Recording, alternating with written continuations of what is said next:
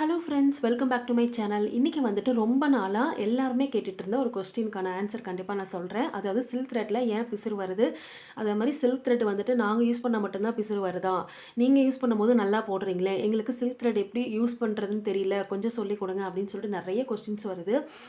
அதே மாதிரி சில்க் த்ரெட்டை வந்துட்டு கண்டிப்பாக நம்ம யூஸ் பண்ணுறதே வந்துட்டு ரொம்ப பாதுகாப்பான முறையில் தான் யூஸ் பண்ணணும். அதை ஸ்டோர் பண்ணுறதுலேருந்து நம்ம அதை எடுத்து ஸ்டிச் போடுற வரைக்கும் நிறைய நம்ம பார்த்து தான் பண்ண வேண்டியது இருக்குது. ஏன்னா சில்க் த்ரெட் வந்துட்டு அவ்வளோ சாஃப்டாக இருக்கும், உங்களுக்கு தெரியும் பார்த்தாலே, நீங்கள் கண்டிப்பாக பார்த்துருப்பீங்க.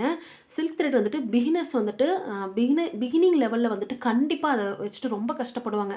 எப்படி போடுறதுன்னு தெரியாது, பிசுறு வந்துக்கிட்டே இருக்கும், அது போடுறதுக்கான இன்ட்ரெஸ்ட் அவங்கக்கிட்ட கண்டிப்பாக இல்லாமல் போயிடும். ஸோ அதனால் இந்த பிரச்சனையெல்லாம் ஏன் வருது, எதனால் வருது அப்படிங்கிறத பார்த்துடலாம். முதல்ல சில்க் த்ரெட்டு பிசுறு வரதுக்கு கட் ஆகிறதுக்கே நிறைய ரீசன்ஸ் இருக்குது. கண்டிப்பாக நான் உங்களுக்கு அதை சொல்கிறேன். அதை சொன்னாவே நீங்கள் எல்லாம் கண்டிப்பாக தெளிவாயிருவீங்க. ஃபஸ்ட்டு வாங்க என்னென்ன ரீசன் இருக்குது அப்படிங்கிறத பார்த்துக்கலாம். அப்புறம் சில்க் த்ரெட் வச்சுட்டு நம்ம எப்படி ஸ்டிச் போடுறதோ அப்படிங்கிறதையும் நான் உங்களுக்கு வந்துட்டு ஒரு தடவை கண்டிப்பாக எக்ஸ்பிளைன் பண்ணுறேன். வாங்க வீடியோக்குள்ளே போயிடலாம். ஃபஸ்ட்டு சொல்லணுன்னாவே சில்க் த்ரெட்டை நாம் ஸ்டோர் பண்ணி வைக்கிற பாக்ஸ் தான். கண்டிப்பாக அந்த பாக்ஸ் வந்துட்டு சில்க் த்ரெட்டுக்கு மட்டுமே இருக்கிறதா இருக்கணும். கண்டிப்பாக அதில் போயிட்டு நீங்கள் வேறு ஏதாவது கொண்டு போய் ஒரு பாக்ஸ் வச்சுக்குவீங்க, அதில் கொண்டு போயிட்டு கட்டர் அதிலே போட்டுருவீங்க. அதுக்கப்புறம் கத்திரிக்கோள் இந்த மாதிரி எல்லாமே அதுக்குள்ளேயே போட்டு வச்சிட்டிங்க அப்படின்னா கண்டிப்பாக சின்ன கத்திரிக்கோள் தானே அப்படின்னு சொல்லிட்டு அந்த பாக்ஸ்லேயே கூடவே வைக்கிறது, இந்த மாதிரிலாம் பண்ணிங்க அப்படின்னா சில்க் த்ரெட்டு கண்டிப்பாக பிசுறு வரதா செய்யும். சில்க் த்ரெட்டு கண்டிப்பாக நீட்டாக நீங்கள் அடுக்கி வச்சுருக்கணும். பாருங்கள், ஒரு பாக்ஸில் நீங்கள் பார்த்தீங்க அப்படின்னா நல்லா நீட்டாக இருக்கணும். அதே மாதிரி வந்துட்டு அந்த பாக்ஸுக்குள்ளே வந்துட்டு நீங்கள் வைக்கிறப்பவும் நீங்கள் கரெக்டாக அழகாக நீட்டாக அடுக்கி வச்சுருக்கணும். இன்னொன்று பார்த்துக்கிட்டிங்க அப்படின்னா சில்க் த்ரெட் வந்துட்டு கரெக்டாக நாட் போட்டு வைக்கணும். அப்படி இல்லை அப்படின்னா கண்டிப்பாக சில்க் த்ரெட் வந்துட்டு பிரிஞ்சு வந்துக்கிட்டே இருக்கும், அது டேமேஜ் ஆகிட்டே இருக்கும். சரிங்களா? அப்போ சில்க் வந்துட்டு நாம் ஸ்டோர் பண்ணி வைக்கிறது வந்துட்டு எந்த அளவுக்கு நம்ம பாதுகாப்பாக ஸ்டோர் பண்ணி வைக்கிறோமோ அந்த அளவுக்கு சில்க் த்ரெட் வந்து பத்திரமா இருக்கும். உங்களுக்கு வந்துட்டு ஸ்டிச் போடுறதுனால மட்டும்தான் சில்க் த்ரெட் வந்துட்டு கண்டிப்பாக கட் ஆகுது அப்படின்ட்டுலாம் இல்லை. சில்க் த்ரெட்டை நீங்கள் கரெக்டாக ஸ்டோர் பண்ணாமல் நீங்கள் அதை எடுத்து யூஸ் பண்ணும் போது உங்களுக்கு வந்துட்டு என்ன ஆகும் அப்படின்னா கண்டிப்பாக வந்துட்டு பிசுறு தட்ட தான் ஆரம்பிக்கும், நூல் கட் ஆகும். சரிங்களா? ஸோ அதனால் சில்க் த்ரெட்டுக்குன்னு யூஸ் பண்ணுற பாக்ஸ் வந்துட்டு தனியாக இருக்கட்டும், அதுக்குள்ளே சில்க் த்ரெட்டு மட்டும்தான் இருக்கணும், வேறு எந்த பொருளுமே அதில் போடக்கூடாது. அதே மாதிரி சில்க் த்ரெட்டை யூஸ் பண்ணி ஸ்டிச் போட்டதுக்கப்புறம் நல்லா நாட் போட்டு நீட்டாக பாக்ஸை மூடி வச்சுருங்க. ஏன்னா இதுதான் வந்துட்டு கரெக்டான ப்ரொசீஜர். இந்த மாதிரி பண்ணால் மட்டும்தான் சில்க் த்ரெட் வந்துட்டு உங்களுக்கு கண்டிப்பாக ரொம்ப நாளைக்கு பாதுகாப்பாக இருக்கும். சரிங்களா? இல்லைன்னா வந்துட்டு என்ன ஆகும் அப்படின்னா இந்த சைடில் உறிஞ்சு வர ஆரம்பிக்கும். சரியா? ஃபஸ்ட்டு நீங்கள் கேர்லெஸ்ஸாக விடக்கூடிய மிஸ்டேக் தான் உங்களுக்கு கடைசி வரைக்கும் வந்துக்கிட்டே இருக்கும். என்ன பண்ணுறீங்க அப்படின்னா சில்க் த்ரெட் வந்துட்டு நீங்கள் யூஸ் பண்ணிவிட்டு உடனேயே நல்லா நாட் போட்டு நீட்டாக அடுக்கி வச்சுருங்க. சரிங்களா? அந்த மாதிரி வைக்கும்போது நமக்கும் வந்துட்டு அடுத்த டைம் திருப்பி உட்காந்து போடும்போது டென்ஷன் இல்லாமல் இருக்கும். சில்க் த்ரெட்டு வந்துட்டு கட் ஆகாது, நீட்டாகவும் இருக்கும். நமக்கு சில்க் த்ரெட்டை வந்துட்டு நம்ம பாதுகாப்பாக வச்சுக்கிறது மூலமாகவும் நமக்கு ஸ்டிச் வந்துட்டு நல்லா வரலாம். சரிங்களா? ஏன்னா அது வந்துட்டு பிசுறு வர மாதிரிலாம் நம்ம வச்சுருந்தோம் அப்படின்னா கண்டிப்பாக ஸ்டிச் போடுறப்பவும் பிசுறு வந்துக்கிட்டே இருக்கும், கட் ஆகிக்கிட்டே இருக்கும், உங்களுக்கு ஸ்டிச் வந்துட்டு நீட்டாக இருக்காது, டென்ஷன் ஆகிட்டே இருப்பீங்க. சரிங்களா? ஸோ அதனால் சில்க் த்ரெட்டுக்குன்னு நீங்கள் ஸ்டோரேஜ் பாக்ஸ் வச்சுருந்தீங்க அப்படின்னா அதை வந்துட்டு கண்டிப்பாக சில்க் த்ரெட்டுக்கு மட்டும் யூஸ் பண்ணுங்கள். சரிங்களா?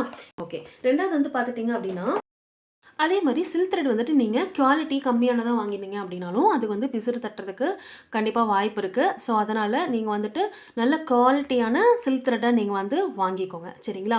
கடைகளில் கேட்டாலே கிடைக்கும். நல்ல குவாலிட்டியான சில்க் த்ரெட் கொடுங்கன்னு சொன்னால் கண்டிப்பாக அவங்களே கொடுப்பாங்க, நல்லா பிராண்டடாக கொடுப்பாங்க. அந்த மாதிரி சில்க் த்ரெட்டை வாங்கி யூஸ் பண்ணுங்கள். சரிங்களா? அடுத்தது மூணாவது பார்த்துட்டிங்க அப்படின்னா சில்க் த்ரெட் வந்துட்டு நம்ம ஸ்டிச் போடும் போது என்ன பண்ணணும் அப்படின்னா கண்டிப்பாக வந்துட்டு நீங்கள் ஒரு கீழே வந்துட்டு நீங்கள் வெறும் தரையில் போட்டு நீங்கள் ஸ்டிச் போட்டுட்டு இருந்தீங்க அப்படின்னா கண்டிப்பாக என்ன ஆகலாம் அப்படின்னா சில்க் த்ரெட் வந்துட்டு உங்களுக்கு வந்துட்டு கண்டிப்பாக அங்கேயும் உருண்டு ஓடிட்டே இருக்கும், அதில் வந்துட்டு நிறைய குப்பையெல்லாம் ஒட்டும். ஸோ அதனால் சில்க் த்ரெட் வந்துட்டு டேமேஜ் ஆகிறதுக்கு உங்களுக்கு வாய்ப்பு இருக்குது. ஸோ நீங்கள் என்ன பண்ணுறீங்க அப்படின்னா சில்க் த்ரெட் வந்துட்டு கீழே ஃப்ரேம் கடியில் ஒரு இந்த மாதிரி டப்பா வச்சுக்கோங்க. சரிங்களா? இந்த மாதிரி வச்சுட்டு அந்த மாதிரி பாக்ஸ் வச்சுட்டு அதுக்குள்ளே நீங்கள் சில்க் த்ரெட்டை போட்டு நீங்கள் இந்த மாதிரி த்ரெட்டை எடுத்து நீங்கள் யூஸ் பண்ணிக்கோங்க. இந்த மாதிரி நீங்கள் பண்ணுறது மூலமாகவும் சில்க் த்ரெட் வந்துட்டு டேமேஜ் ஆகாது. ஏன்னா நீங்கள் அப்படியே வெறுமனையே தரையில் போட்டு நீங்கள் சில்க் த்ரெட்டை யூஸ் பண்ணிட்டு இருந்தீங்க அப்படின்னா அது வந்துட்டு அங்கேயும் உருண்டு ஓடிக்கிட்டே இருக்கும். அப்போ போயிட்டு இருக்கும்போது என்ன ஆகும் அப்படின்னா போய் எங்கேயாவது ஷார்ப்பான இடத்துல பட்டுச்சுன்னா உங்களுக்கு வந்துட்டு டேமேஜ் ஆகும், சில்க் த்ரெட் வந்துட்டு பிசுற தட்ட ஆரம்பிக்கும். ஸோ அதனால் இந்த மாதிரி பாக்ஸுக்குள்ளே த்ரெட்டை போட்டுட்டு அதுக்கப்புறமா நீங்கள் வந்துட்டு ஸ்டிச் போட ஆரம்பிங்க. இந்த மாதிரி செய்கிறது மூலமாகவும் சில்க் த்ரெட் வந்துட்டு பிசுறு வராமல் டேமேஜ் ஆகாமல் நம்ம நீட்டாக ஸ்டிச் போட முடியும். அடுத்தது பார்த்துக்கிட்டிங்கன்னா சில்க் த்ரெட் வந்துட்டு கட் ஆகுறதுக்கு இன்னொரு ரீசன் இருக்குது. ஒரு மிகப்பெரிய ரீசன்னே சொல்லலாம். அது வந்துட்டு என்ன அப்படின்னா, இப்போ வந்துட்டு நம்ம ஸ்டிச் போட்டுட்டே இருக்கும்போது, திடீர்னு வந்துட்டு பிசிறு வரதுக்கு இதுவும் காரணமா இருக்கலாம். செக் பண்ணி பாருங்க. நம்மளோட நகம் ஏதாவது வந்துட்டு டேமேஜா இருந்துச்சு அப்படின்னா, கண்டிப்பா வந்துட்டு என்ன ஆகலாம் அப்படின்னா, சில்க் த்ரெட் வந்து அதில பட்டு தான் நமக்கு வரும் இல்லையா? அப்படி வரும்போது உங்களுக்கு வந்துட்டு என்ன ஆகலாம் அப்படின்னா, கண்டிப்பா அது டேமேஜ் ஆகறதுக்கு வாய்ப்பு இருக்கு. பிசிறு தட்டுறதுக்கு வாய்ப்பு இருக்கு. இன்னொன்னு என்ன அப்படின்னா, நம்மளோட ஸ்கின் ஏதாவது டேமேஜ் ஆயிருந்தது அப்படின்னா, நம்ம போடும்போது வந்துட்டு சில்க் த்ரெட் வந்துட்டு அதில பட்டுச்சுனாலும், இந்த மாரி தான் புடிச்சு போடுவோம். இல்லையா? இப்படி தான் த்ரெட்ட வெளிய எடுப்போம். அப்படி புடிச்சிட்டு இருக்கும்போது கூட ஸ்கின் கண்டிப்பா வந்து டேமேஜ் இருந்துச்சு அப்படின்னா, சில்க் த்ரெட் அதில பட்டு கூட பிசிறு தட்டலாம். சரிங்களா? இதுவும் ஒரு காரணமா இருக்கலாம். இன்னொன்னு பார்த்துக்கிட்டிங்க அப்படின்னா, நம்ம வந்துட்டு த்ரெட் வந்துட்டு யூஸ் பண்ணிட்டு இருக்கும்போது, திடீர்னு வந்துட்டு அது ஸ்டாண்ட்ல எங்கேயாவது ஷார்ப்பான பகுதி இருக்கும். ஏதாவது ஆணி அந்த மாரி ஏதாவது இடத்துல போய் நீங்க அந்த ஷார்ப்பான இடத்துல போய் பட்டுச்சு அப்படின்னா த்ரெட் கண்டிப்பா பிசிறு வரதுக்கு வாய்ப்பு இருக்கு. அதனால நீங்க பாக்ஸ்லயே போட்டு யூஸ் பண்ணா கூட கொஞ்சம் கேர்ஃபுல்லா யூஸ் பண்ணுங்க. ஸ்டாண்ட்ல எங்கேயுமே வந்துட்டு த்ரெட் படாத மாரி நீங்க பார்த்துக்கோங்க. சரிங்களா? அதனால வந்துட்டு இதுவும் வந்துட்டு ஒரு ரீசனா இருக்கும். ஸோ அதனால அதையும் பார்த்துக்கோங்க. அதே மாரி வந்துட்டு அ நீடில் முக்கியமா ஒரு அ இம்பார்ட்டன்ட் விஷயம் நான் சொல்லணும் அப்படின்னா, நீடில் சரிங்களா? நான் வந்துட்டு த்ரெட் ஒர்க்குக்கு எப்பயுமே வந்துட்டு துளிப் தான் யூஸ் பண்ணுவேன். அது வந்துட்டு 14 0.5 வந்து யூஸ் பண்ணுவேன். சரிங்களா? நீடில்ல வந்துட்டு ஒரு வேளை இந்த கொக்கி பார்ட் இருக்கு இல்லையா? ஹெட் பார்ட் அது வந்துட்டு ஏதாவது மொன்னையாவோ, இல்ல வந்துட்டு ஏதாவது உங்களுக்கே தெரியாம லைட்டா எங்கேயாவது நீங்க நீடில வந்து தவறி கீழ போட்டிருப்பீங்க. அப்ப லைட்டா எங்கேயாவது உடைஞ்சிருந்தாலும் கண்டிப்பா வந்துட்டு அதனாலயும் பிசிறு வரதுக்கு வாய்ப்பு இருக்கலாம். ஸோ, அதனால நீடிலும் நீங்க வந்துட்டு கரெக்ட்டான நீடிலா, நம்ம நீடில் வந்துட்டு நல்ல நீடிலா தான் வச்சிருக்கோமா அப்படிங்கிறத வந்துட்டு செக் பண்ணிக்கோங்க. ஏன்னா நீடிலும் வந்துட்டு கண்டிப்பா டேமேஜா இருந்துச்சுன்னா, த்ரெட் வந்துட்டு பிசிறு வரதுக்கு அ கண்டிப்பா பிசிறு வரும். சரிங்களா? பிசிறு வரதுக்கு ஒரு வாய்ப்பு இருக்கு. ஸோ, அதனால நீங்க வந்துட்டு நீடில பார்த்து யூஸ் பண்ணுங்க. சரிங்களா? நீங்க வந்துட்டு ஒரே ஒரு நூல் தான் வச்சிருக்கீங்க. சில்க் த்ரெட் ஒண்ணே ஒண்ணு தான் வச்சிருக்கீங்க அப்படின்னா, நீங்க பிராக்டிஸ் மட்டும் தான் பண்ண போறீங்க. சும்மா நான் பிராக்டிஸ் பண்ண போறேங்க மேம். போட்டு தான் பார்க்க போறேன் அப்படின்னா, நீங்க தேவையான அளவுக்கு நூல் வந்துட்டு எடுத்துக்கோங்க. சரிங்களா? 2 நூல நீங்க எடுத்துக்கோங்க. எடுத்துட்டு நம்ம சில்க் த்ரெட்டுங்கனாலே நம்ம என்ன பண்ணுவோம் அப்படின்னா, கண்டிப்பா வந்துட்டு டபுள் ஸ்டாண்ட் தான் யூஸ் பண்ணுவோம். சரிங்களா? நீங்க என்ன பண்றீங்க, இப்படி 2 தடவ சுத்திட்டு நல்லா உருட்டுனீங்கனாவே நல்லா வந்துட்டு நாட்டு விழுந்துரும். இப்ப திருப்பியும் கூட ஒரு சுத்து சுத்திட்டு கூட நம்ம இன்னும் கொஞ்சம் பெருசா நாட் வேணுனா கூட நம்ம சுத்தி போட்டுக்கலாம். இந்த மாதிரி நாட் போட்டுட்டு தான் ஆரி ஒர்க்க நம்ம ஸ்டார்ட் பண்ணணும்.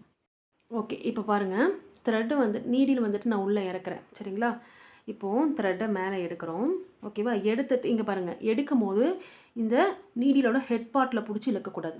சரிங்களா? இங்க பாருங்க. இந்த மாதிரி புடிச்சு இழுக்கணும். ஓகேவா? நான் ஜூம் பண்ணி காட்டுறேன் பாருங்க.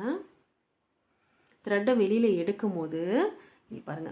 எடுக்கும்போது கொக்கி பகுதி யூஸ் பண்ணுறீங்க. அதுக்கப்புறம் த்ரெட்ட வந்துட்டு எனக்கு நீளமா வேணும், கம்மியா வேணும் அப்படின்னு அட்ஜஸ்ட் பண்ணுறீங்க இல்லையா? அதெல்லாம் இந்த வளவளன்னு இருக்கு பார்த்தீங்களா? இந்த இடத்துல தான் நீங்க வந்துட்டு அதெல்லாம் சரி பண்ணிக்கணும். நீங்க போயிட்டு ஹெட் பார்ட்ல சரி பண்ணீங்க அப்படின்னா, அந்த ஹெட் பார்ட் வந்துட்டு ரொம்ப ஷார்ப்பா இருக்கும். நீங்க அங்க போயிட்டு சரி பண்ணீங்க அப்படின்னா, த்ரெட் வந்துட்டு சில்க் த்ரெட் சாஃப்ட்டா இருக்கனால என்ன ஆகலாம் அப்படின்னா, கண்டிப்பா வந்துட்டு பிசிறு வரலாம். ஒண்ணுமே இல்ல. இங்க பாருங்க 90 டிகிரில நீடில் வச்சுட்டு, த்ரெட்ட அழகா கொக்கியில நம்ம என்ன பண்ணிக்கிறோம், நீடில்ல கீழ வந்துட்டு சுத்திக்கிறோம். அது த்ரெட் அழகா கொக்கியில மாட்டி மேல அழகா வரும். சரிங்களா? ஸோ, அதனால பொறுமையா போடுங்க. இப்போ நம்ம ஒரு பூ கட்டுறோம் அப்படின்னா, அந்த பூவ எப்படி பொறுமையா எடுத்து, அது கசங்காம, அழுங்காம கட்டுவோம். அதே மாரி சில்க் த்ரெட்ட நெனச்சுக்கோங்க. அப்படி நம்ம போடும்போது, நமக்கு வந்துட்டு சில்க் த்ரெட்ட வந்து எப்படி ஹேண்டில் பண்ணணும் அப்படிங்கிற ஒரு ஐடியா கிடைக்கும். ஓ! இந்த அளவுக்கு நம்ம சாஃப்ட்டா வந்துட்டு சில்க் த்ரெட்ட வந்துட்டு நம்ம ஹேண்டில் பண்ணணும். ஏன்னா, அதுவுமே வந்துட்டு சாஃப்ட்டான த்ரெட் தான். அப்ப நாமளும் வந்துட்டு எப்படி யூஸ் பண்ணணும் அப்படின்னா, பார்த்து தான் யூஸ் பண்ணணும் அப்படிங்கிற அ ஒரு விஷயம் வந்து உங்களுக்கு கண்டிப்பா தெரியும். சரிங்களா? இங்க பாருங்க. ஸ்டிச் எவ்வளோ நீட்டா வந்துட்டுருக்குன்ட்டு. உங்களுக்கு தெரியுதுன்னு நெனைக்கிறேன். பாருங்க. ஸ்டிச் வந்துட்டு நீட்டா வந்திருக்கு. எங்கேயாவது பிசிறு வந்திருக்குங்களா? கண்டிப்பா வந்துட்டு பிசிறு வரல. உங்களுக்கு நல்லா தெரிஞ்சிருக்கும்னு நெனைக்கிறேன். மறுபடியும் கவனிங்க. நீடில குத்துறீங்க, த்ரெட்ட சுத்துறீங்க, மேலே எடுக்கிறீங்க. லைட்டா எடுத்தோனையுமே ஹெட் பார்ட் மேலே வந்தோனையும் பேக் சைடு திருப்பிட்டு, ஃப்ரண்ட் சைடு வந்துட்டு நீங்க அப்படியே திருப்பி ஸ்டிச் போட்டுட்டே வாங்க. ஓகேங்களா? ஸ்டிச் வந்து நீட்டா இருக்கு. சரிங்களா?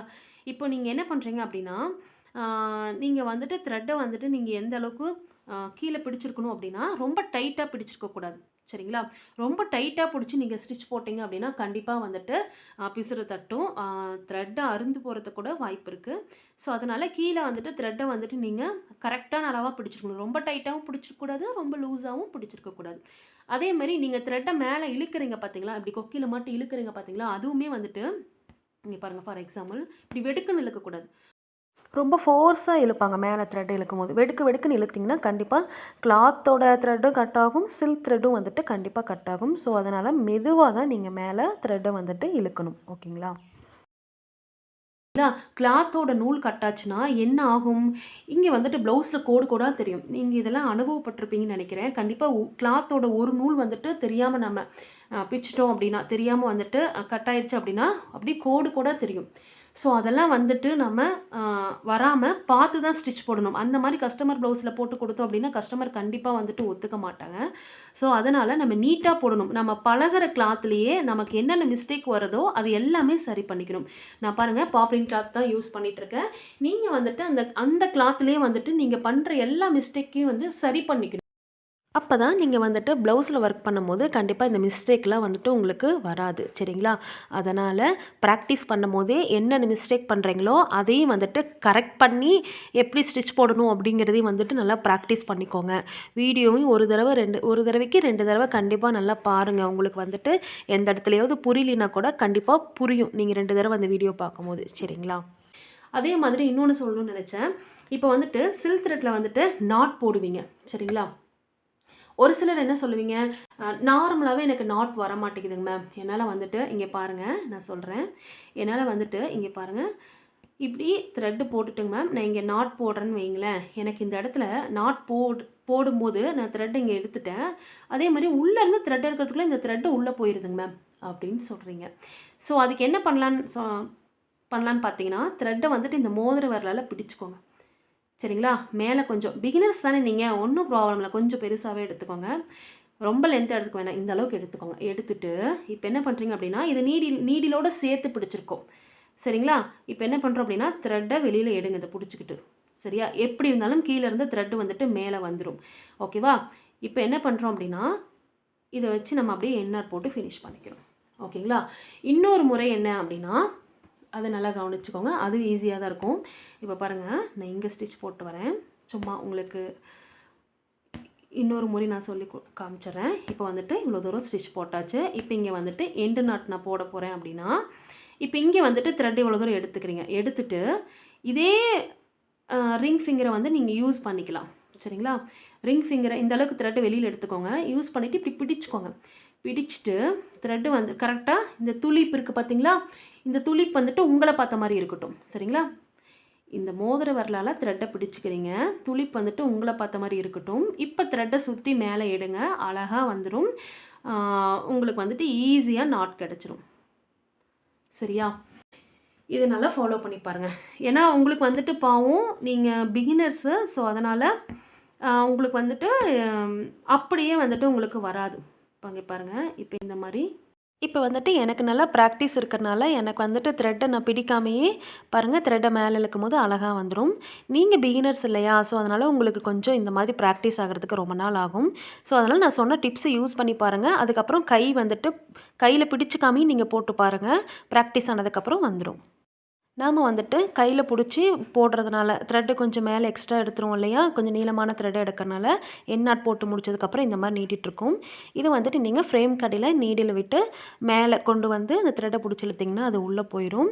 நீங்க வந்துட்டு எண்ட் நாட்காக எடுக்கிற செயின் சின்னதா எடுத்தீங்கன்னா, இந்த ப்ராப்ளம் வராது. ஓகே. இன்னொரு முக்கியமான டிப்ஸ் நான் உங்களுக்கு சொல்லியே ஆகணும். உங்ககிட்ட நான் ஷேர் பண்ணியே ஆகணும். தயவு செஞ்சு இந்த மாரி கட்ரு ஒண்ணு வாங்கிக்கோங்க. ஏன்னா என்ன ஆகுது அப்படின்னா, நீங்க ஆ கட்ரு தான் வந்துட்டு கண்டிப்பா யூஸ் பண்ணணும். ஆரி ஒர்க்க பொறுத்தவரைக்கும். நீங்க என்ன பண்ணுவீங்க அப்படின்னா, அவசரத்தில பெரிய கத்தரிக்கோல் இருக்குன்னு சொல்லிட்டு, இவ்ளோ பெரிய கத்தரிக்கோல் எடுத்து வச்சு கட் பண்ணீங்க அப்படின்னா, நீங்க இங்க கட் பண்ணிக்கிட்டு இருப்பீங்க. இந்த ஷார்ப் பகுதி வந்துட்டு வேற எங்கேயாவது படலாம். இல்ல நீங்க இங்க கரெக்ட்டா கட் பண்ணிட்டாலும், நீங்க இப்படி எடுக்கும்போது இது ஏதாவது நம்ம கிளாத் எல்லாம் அப்படியே தொங்கிட்டு இருக்கும் நாலா சைடும். என்ன பண்ணுவீங்க அப்படின்னா, தெரியாம போய் இந்த ஷார்ப் எட்ஜ்க்கு இது எங்கேயாவது பட்டுச்சுன்னா, கண்டிப்பா ப்ளவுஸ் வந்து டேமேஜ் ஆயிருங்க. ஸோ அதனால இந்த மாதிரி பெரிய கத்திரிக்கோலை தயவு செஞ்சு யூஸ் பண்ணாதீங்க. இந்த சிசர்லாம் வேணாம். நீங்கள் வந்துட்டு இந்த கட்டர் வாங்கி வச்சுக்கோங்க. இந்த மாதிரி பெரிய சிசர் யூஸ் பண்ணி ப்ளவுஸ் வந்துட்டு டேமேஜாக போயிருக்கு. ஸோ அதனால் கண்டிப்பாக வந்துட்டு அதை அவாய்ட் பண்ணிக்கோங்க. கட்டர் வாங்கி வச்சுக்கோங்க. சரிங்களா ஃப்ரெண்ட்ஸ்? பாருங்கள் ஃப்ரெண்ட்ஸ், உங்களுக்கு வந்துட்டு இவ்வளோ டிப்ஸ் நான் சொல்லிட்டேன். இன்னும் ஒன்று என்ன அப்படின்னா, அதே மாதிரி ஒரே ஒரு சில்க் த்ரெட்டு தான் இருக்குது அப்படின்னு நீங்கள் நினச்சிங்க அப்படின்னா கண்டிப்பாக இந்த மாதிரி பாபின் யூஸ் பண்ணிக்கோங்க. பாபினில் த்ரெட்டு வந்துட்டு சுற்றிட்டு கூட நீங்கள் என்ன பண்ணலாம் அப்படின்னா நீங்கள் வந்துட்டு யூஸ் பண்ணிக்கலாம். டபுள் ஸ்டாண்ட் த்ரெட்டை வந்துட்டு யூஸ் பண்ணிக்கலாம். இல்லை நான் சும்மா ப்ராக்டிஸ் தான் பண்ணி பார்க்க போகிறேன் அப்படின்னா அப்போ நீங்கள் கொஞ்சமாக த்ரெட்டை எடுத்துகிட்டு கூட சில்க் த்ரெட்டில் இருந்து கொஞ்சமாக நீங்கள் எடுத்து கூட ப்ராக்டிஸ் பண்ணலாம். இந்த மாதிரி பாபினில் சுற்ற வேண்டிய அவசியம் இல்லை. ஓகே ஃப்ரெண்ட்ஸ், இப்போ வந்துட்டு சில்க் த்ரெட் வந்து எப்படி யூஸ் பண்ணணும், எப்படி யூஸ் பண்ணக்கூடாது, எந்த மாதிரி நம்ம ஸ்டோர் பண்ணணும் அப்படிங்கிறது எல்லாமே நீங்கள் பார்த்துட்டு இருந்திருப்பீங்க. ஸோ அதனால் இந்த வீடியோ உங்களுக்கு ரொம்ப பிடிச்சிருக்கும். பிகினர்ஸ்க்குலாம் ரொம்ப யூஸ்ஃபுல்லாக இருந்திருக்குன்னு சொல்லிட்டு நான் நினைக்கிறேன்.